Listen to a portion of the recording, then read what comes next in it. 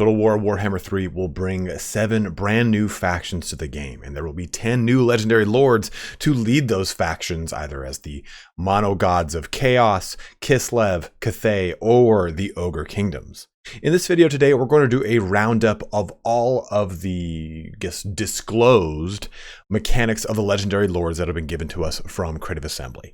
We'll just simply be looking at the little cards that they've given out, talking about what this might mean for how the lord will possibly play in the campaign map, and just kind of do some other little speculation and discussion along the way. This is just kind of a nice little way to put a button on the year for Warhammer 3 discussing these legendary lord mechanics, as this is coming out here on the 25th of December. So if you are celebrating Christmas, Merry Christmas to you. But I figured, again, this is just a nice way to kind of talk about some of these things, as I have yet to talk about these individual legendary lord cards. So I figure this could be a cool way to just kind of talk about this, have some fun, and then you guys can talk back and forth in the comments, and we can discuss how you feel that some of these legendary lords might be coming into Warhammer 3.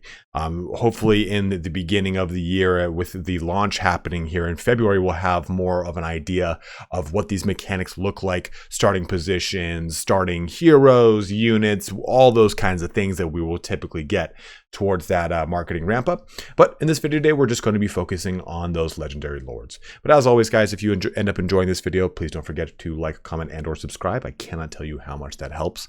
But let's get started here on our Warhammer 3 legendary lord mechanics roundup. We're going to start off with the Ogre Kingdoms, which are actually the day one / pre-order DLC for the Warhammer 3 game, right? Once the launch comes out, if you've purchased it, I think probably within the first month, or if you pre-ordered it, you'll be able to get access to the Ogre Kingdoms. And the first of our lords is Greasus Goldtooth, the leader of the Goldtooth tribe, clan. And Ogre Tyrant Greasus Goldtooth is the fattest and most powerful Ogre Tyrant of all the Ogre Kingdoms.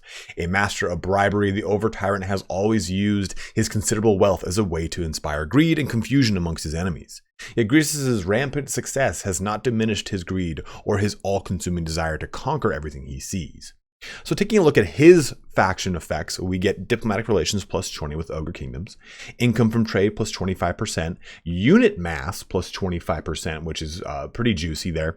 Then his specific lord effects for his armies that he leads are going to be giving us income from raiding plus 50%, upkeep reduction of 50% for Iron Guts units, and then income from sacking and looting settlements plus 50% for any army that this bad boy leads.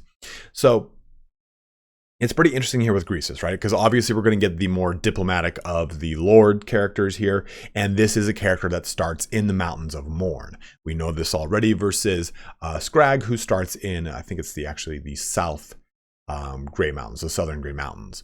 So Greasus is going to be a very interesting character because he's going to have that diplomatic relation with Ogre Kingdoms. We should expect, obviously, then some presence of generic Ogre Kingdoms to be on the map. And I think that that's kind of goes without saying. If you look at the 8th edition Warhammer map for the Ogre Kingdoms, it shows all the many kingdoms or tribes of ogres throughout the Mountains of Morn. So it'll be interesting to see if there'll be some sort of confederation missions or something of the sort, kind of similar to, I guess you could say, Empire, in a mechanic around that. Now, we do know all of the Ogre Kingdom mechanics and the Demons mechanics and everything of that sort, but I do wonder if there will be quests and things of the sort for Greasus that'll be geared more towards uniting the Ogre Kingdoms. Now, as far as the Lord effects go here, we obviously see an emphasis on raiding, sacking, and looting, meaning this isn't necessarily going to be a character that maybe benefits from taking lands that are not Ogre Kingdom related. You know, you pop out into the Haunted Forest, into the Blighted Wastes, any of the lands of the Chaos Dwarfs. Maybe it's more pertinent to just simply raid, sack, and loot those locations rather than actually try to establish a set empire there. And we also get upkeep reduction for Iron Guts, meaning that we'll see a more, I guess, emphasis on elite units versus Skrag, which is going to be more of an emphasis on doing a lot of burst damage, which we'll take a look at in just a little second here. So the Iron Guts, of course, are the more armored version of the Bull, the typical kind of I almost said gore, but that is for a beastman. But just your typical run-of-the-mill ogre, you then put more armor on him, it becomes an iron gut. A stronger, bigger, better gut plate, as it were. So a more elite force with Greasus here. So let's jump over to Skrag and talk about the other boy in the band. And Skrag is just disgusting, man. Skrag the Slaughterer, disciple of the Maw. We get the caster for the Ogre Kingdom. Skrag the Slaughterer is the legendary prophet of the Great Maw, revered by many who see him as the living embodiment of their god.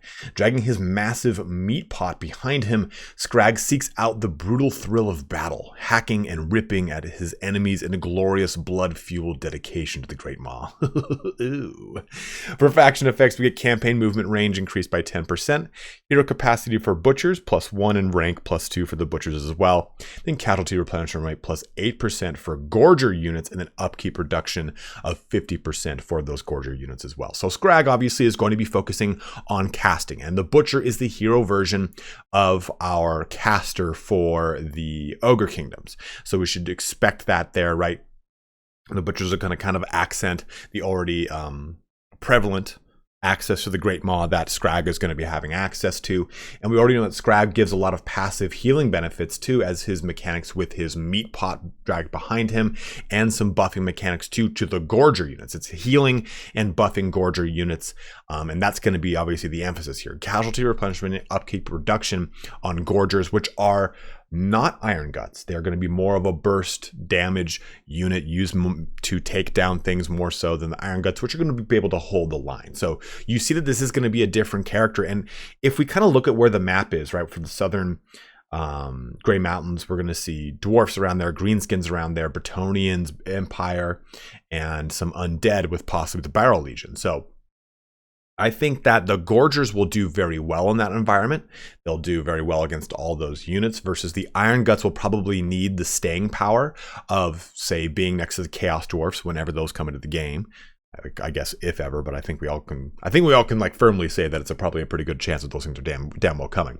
And also any kind of conflict with Cathay, I think the Iron Guts will probably do a little bit better than probably the Gorgers. And this is all hearsay, right? We don't really know how these units perform on the battlefield. It's just kind of me speculating and talking about that kind of stuff as we kind of ramp up towards stuff. But that is Skrag. Let's now move over to some Kislevites and talk about Kostaltyn and Katarin. So for Kostaltyn, we have the leader of the Great Orthodoxy, which is the split faction against the Ice Court, which is what the Katarin lives and operates. But Kostaltyn, of course, will start in the Northern Oblast in the Castle Alexandrinov. And he has a pretty interesting set of mechanics here. So as Supreme Patriarch of the Ursunite Faith, Kostaltyn is one of the most powerful spiritual leaders in Kislev. Wild and unkempt in appearance, he is a howling, angry firebrand of the battlefield, urging his devoted followers onwards to fight and die in the name of the Great Bear. So for faction effects, we get diplomatic relations -40 with the faction of the Ice Court, as to be expected. Devotion generated 10 from successful Patriarch hero actions. It's the opposite for Katarin. Hers is for Ice Witches. Ward save is a 20% for embedded Patriarchs. Woo! Oh man, I actually did not know that. That's pretty brutal. Melee attack and leadership +5 for Kossars, Kossovite dervishes, and horse archers. So obviously an emphasis on what I guess you could say is the old Ungol units, right? These were the ones that are probably the more natives to the land of Kislev in the old lore. Lord effects, wound recovery time -2, and then passive ability frenzy for the entire army. So obviously here with Kostaltyn, we're going to be seeing that emphasis, right, on these lighter units being used in the army. Kossars, Kossovite dervishes, and horse archers really make up that first tier backbone for the Kislev army. And I think that this is going to be pretty cool because the entire army will then get frenzy out of it. That's not to say, of course, that we have no idea what kind of special skills Kostaltyn will have access to. With this thing, Angry Firebrand, and with their ability being I think, isn't there an ability that adds fire damage? I wouldn't be surprised if Kostaltyn has an ability to grant his entire army fire damage, very similar to what we get with Reponse, right, for the Bretonians. And it would play very well into an army that is focusing really mainly on those lower tier units of Kossars, Kossovites, and horse archers to give them that flaming attack. Couple that with frenzy, get this melee attack and leadership bonus. Of course, he's going to have a red line that's probably going to benefit. I wouldn't be surprised that the red line didn't just do all 3 of these units, or it would just be like the Kossars and the Zargard or something like that. Like, hey, here's just the infantry bonus, here's the cav bonus, here's your artillery bonus. I don't know what another one would be.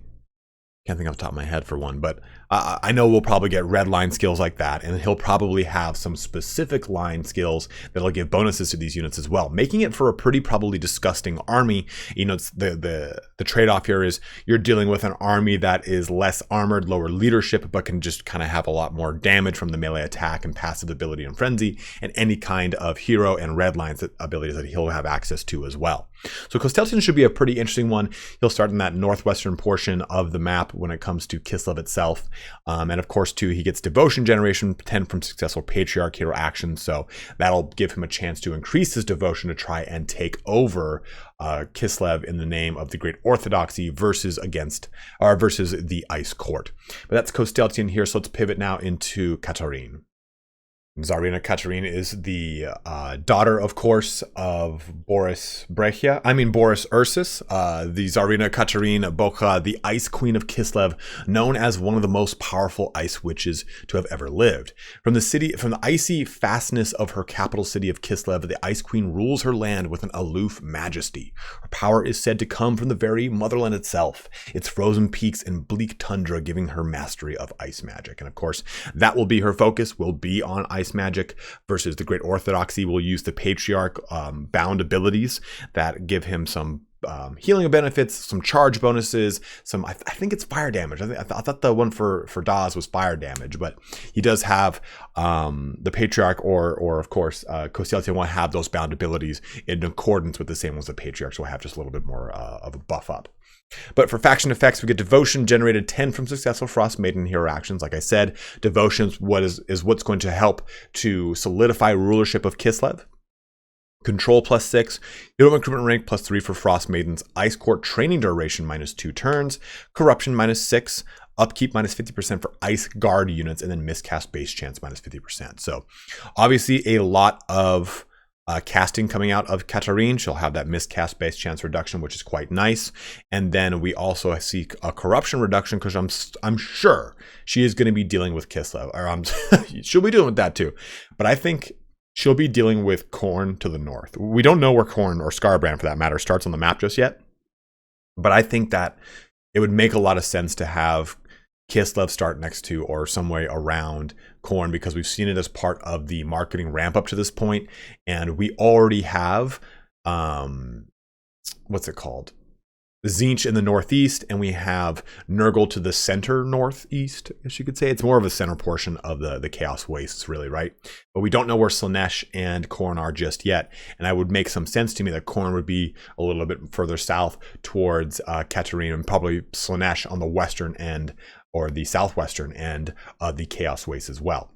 But with the Ice Court, we get that control, we get that corruption reduction, increases the 6 for control, -6 to corruption. So I think that's going to play into those mechanics very well. But we also get the Ice Court training duration, because remember, putting a Frost Maiden or a Frost Witch onto the or Ice Witch onto the battlefield is not as simple as just simply recruiting them. They have to go through the Ice Court, where you get a chance to basically not procure, but you can set up how they are built, rather than them just coming out as a generic character and then getting an X amount of ranks and then they just level up from there. You do stuff kind of a pick your own adventure of how they kind of progress through, or at least that's what I understood from reading the mechanics of how the Ice Court works. So obviously an emphasis here too on the elite units of Kislev, with a reduction in upkeep for the Ice Guard units, the hybrid units for Kislev. This should be very interesting to see how that will play out. I would assume she'll start with probably a Frost Maiden, one of those, and probably even maybe a little Grom or something like that. I could see Katarina starting in that scope. Moving over to Cathay, we have Miao Ying, the Storm Dragon. So this is going to be the character that's going to be pretty much standing against that Great Bastion, right? We get the northernmost portion of Cathay, and it's weird in the, what's it called, like a Mercatal projection? Basically the way that the map looks. It's not a left to right, it's a spun down, polar view of the map. So what looks like the center of the map is actually the northern portion of Cathay. But Miao Ying, the Storm Dragon, reigns across northern Cathay and commands the armies of the Great Bastion. Cold and aloof. Haven't heard that sentence before, or that phrase before. She has ruled over the northern provinces for centuries and maintains their defenses with strength of arms and wondrous war machines. But the Great Bastion is the shield that protects Cathay from the ruinous powers to the north. And while it stands strong, so too does Cathay prosper. So we have an interesting blackout right here. And I don't know what that means. I don't know if they removed this because, hey, you know, there's something wrong and we're going to replace this faction effect and we have this as a placeholder, or if this is a teaser to the campaign about about Cathay that they've kind of alluded to in a lot of the mechanics discussions and roster reveals and everything of the sort for Cathay, but they've just not quite gone through with it, right?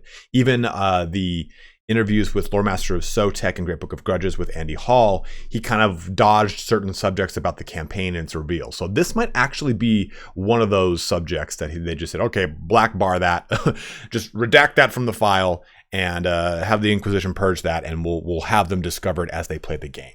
So I'm very curious to see what that faction effect could possibly be. Perhaps it's some sort of mechanic that is not yet fully divulged, maybe about the siblings and their rivalries and everything of the sort. They've talked a lot about the siblings and their presence, like the East and the Southern ones, and how they have dominion over certain things and even the central power. So it'll be interesting to see how that kind of all comes out. But for faction effects, you get Corruption -2. Makes a lot of sense. Be up against Tzeentch and other settled chaos factions like the Dreaded Woe, and I think it's Kurzag is the other one. Kurzag is the name of the other one. Then ammunition plus 20% for missile units. Again, I think it makes a lot of sense as a defensive faction that's holding the Great Bastion, have that ability to really kind of get a boost to those missile units. Lord effects, reduction for missile infantry units as far as their upkeep goes, and then harmony plus 3 yin. Now, remember, there is the harmony of yin and yang for the Cathay that will affect what certain units that can be recruited, buildings, the tech going through all those things are all encompassed by that yin and yang harmony mechanic. And pushing that left or right, depending on how you want to go, will give you certain benefits and certain penalties. So it'll be interesting to see how that plays out for Miao Ying. Now, reduction here for missile infantry units. So I would assume maybe that Miao Ying has some sort of specific hero line boost to missile unit, I guess, effectiveness. Maybe it changes all their shots to magic or again to flaming, something of the sort, especially if you're dealing with the Great Bastion and her probably predilection towards dealing with a lot of chaos and quote unquote Norskin, Greenskin, Skaven. I would imagine those things are around that northern area that she's going to have to contend with. So that is our Miao Ying. So let's jump over to the other character here for Cathay. And that's Zhao Ming, the Iron Dragon in the Western provinces here. So Zhao Ming, the Iron Dragon, rules over Western Cathay and the Sky Road that leads into the Mountains of Morn. A hardened frontier warrior, he maintains the western edge of the empire and keeps the desert clans in order. An interest in alchemy has led to the presence of sorcerous cabals. Zhao Zhao Ming's realm. It should be in Zhao Ming's realm. Yet his siblings claim that his proximity to the Great Ma might have somehow poisoned his mind. It's interesting to me that that has changed. In the early discussion or early kind of reveals about the lore for Zhao Ming and his mechanics, it wasn't the proximity to the Great Ma, it was his tampering with Warpstone and the use of those sorceress cabals and stuff like that. So it's interesting that it says proximity to the Great Maw there. So I wonder if that was just a pivot in the lore, a typo, or whatever the hell it is. I mean, clearly that says an interest in alchemy has led to the presence of sorceress cabals in Zhao Ming's realm. I mean, that should be there. That's not there. So could we just be a typo? So faction effects, maximum cargo capacity plus 20% for caravans. Hero recruitment rank plus 5 for alchemists. Upkeep minus 25% for Ogre Mercenary units, armor plus 15 for melee units, magic item drop chance plus 100%, upkeep minus 25% for melee units, and then harmony plus 3 yang. So until we know what that black bar is for Miao Ying, I think Zhao Ming is going to be the far more superior character as far as just mechanics go and fun and having a whole bunch of things at your disposal. You get alchemists as far as getting recruitment rank bonuses. The caravan mechanic is going to get increases to capacity. Melee units are going to be cheaper and have better armor. Ogre mercenary units are going to be incentivized to use in Zhao Ming's army. So I think comparing the two, Miao Ying feels a little sparse, right? Kind of feels like she was done dirty. I want to know what that black box is, what that hidden mechanic is, because looking at the faction effects for Zhao, he just has so much more going for him. So I think that of the two, I definitely would play Zhao over Miao, and I think that when the game goes live, it might be the first campaign I jump into, especially because he has access to just so much fun stuff. And I could see him having some sort of specific hero, or I'm sorry, specific line or hero specific line skills. What the hell am I trying to say? Skills that benefit melee units even more, right? Trying to push that emphasis on melee versus Miao Ying pushing an emphasis on ranged units. All right, time to move into the bad boys. Into the Chaos Demons, we're going to start with Kairos Fateweaver in the Oracles of Tzeentch. Kairos Fateweaver, also known as the Oracle of Tzeentch, is the wisest of the Lords of Change. Cast into the Well of Eternity by Tzeentch, he emerged with two heads. The left head scries the past, while the right can perceive what is yet to be. And so it is that Fateweaver has gained infallible knowledge of both the past and the future, but is blind to what occurs in the present. So for faction effects, we get enemy reinforcement time prediction accuracy plus 100%. I don't know what that means. And maybe it's a Total War Warhammer 2 mechanic that is completely flown out of my brain and I can't remember, but I know that the reinforcements will work differently this time around when it comes to sieges and stuff of the sort. You can pull in reinforcements from different angles and so on and so forth. But I don't know exactly how that translates is what I'm trying to say.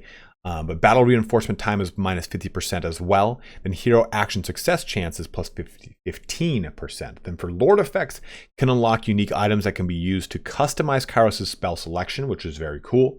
Enemy hero action success chance minus 50%, and then ambush defense chance plus 50% for Kairos. So I'm very, very, very stoked to hear what those unique items that can be used to customize Kairos' spell selection. We already know a little bit about how magic plays very heavily into the combat and campaign mechanics for Tzeentch. So I'm very curious to see what those unique items will be, where they are, how it kind of works. Will it simply be a mechanic very similar to the Books of Nagash, where you just kind of, oh, well, you press this button, here they are across the map, it's randomly set every time, you just got to go find them? Or will it be something that's kind of a little bit more tailored and specific to Kairos' lore? I do wonder how that will play itself out. But obviously, his big mechanics are going to be off those enemy reinforcement times and battle reinforcement times, prediction accuracy and time reduction there. So I'm curious to see how those will play themselves out. I think that it goes without saying every single one of these Chaos Demons is going to have some sort of hero line buff to their respective units, right? To their respective gods' units. Now, it does beg the question here, will there be future DLC for the Chaos Demons? And will that then add specific emphasis, right? So will Kairos Fateweaver be a better Lord when it comes to having blue and pink horrors, or is he going to be an emphasis maybe on Screamers of Tzeentch? Is he going to be an emphasis on Flamers?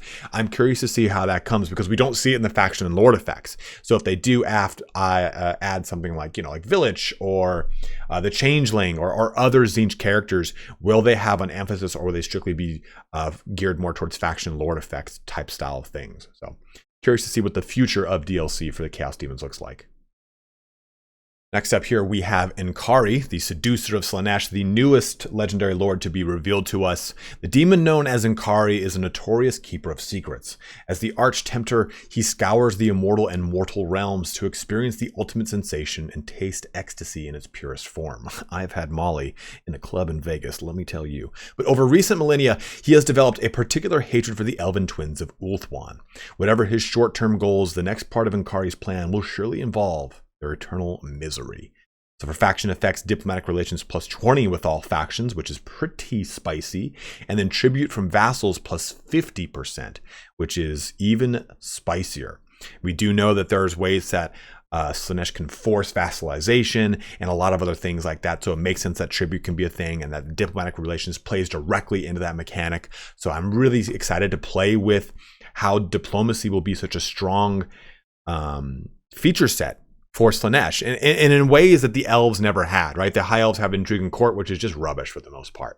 So it's kind of cool to see an actual faction in Total War Warhammer that will play with diplomacy very well and actually quite powerfully. So for Lord effects, experience gain plus 50% each time a new faction is fought in battle. Oh man, I love the thematicness. Is that a word? I love how thematic that one Lord effect is. Seduce units cost minus 25%. Then enemy leadership -4 for the local region. Again, not an emphasis on a specific unit here, right? No demonet focus, no lawnmower of sonnet focus, nothing of the sort, not even fiends or something. So I do wonder though what kind of focus each one of these Lord characters will have on those specific units. But again, I'm a huge fan here of Seducers of Slaanesh and the faction effects alone, not even barring, of course, the Lord effects and how cool and thematic they are and how flavorful they are to Enkari. I would like to see some stuff towards the Elves of Ulthuan, right? Tyrion and Teclis, some sort of mechanic towards that. And perhaps in the Mortal Empires map, he does get an additional faction effect where he has some sort of bonus when fighting against them of the sort, or perhaps they do against him. I do think that there's going to have to be some form of mechanics towards these demons in the grander scheme of things, in the Immortal Empires map or the Mortal Empires map, or whatever they end up calling it, because Enkari is like the antagonist of almost every book in the Tyrion and Teclis trilogy against the Elves of Ulthuan, right? So it would make sense if both parties had some sort of bonus or penalty when it came to fighting demons. And the same thing with Oxyotl and all these other characters that either have demons as their antithesis or the demons have them as their antithesis. So curious to see how that plays out.